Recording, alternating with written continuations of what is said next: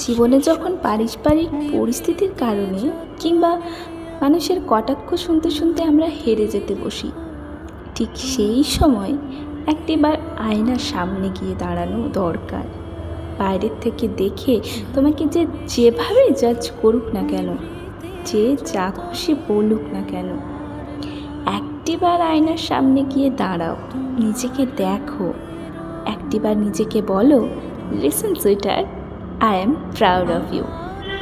যারা তোমাকে নিয়ে কটাক্ষ করছে, তোমাকে ভুল বুঝছে, তারা হয়তো জানে না তোমার জীবনের আসল গল্পটা কী, কতটা কঠিন সময় তুমি পার করেছো, কিভাবে সেখান থেকে তুমি বেরিয়ে এসেছো, কিভাবে বেরোনোর চেষ্টা করছো।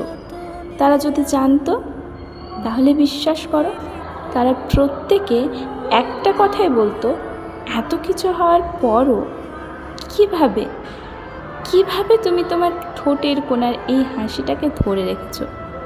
তাই এখনও যদি তোমাকে কেউ না বলে থাকে, তাহলে আমাকে প্রথমবারের মতো এই সুযোগটা দাও বলার, I am proud of everything that you are doing, that you have done and that you will become.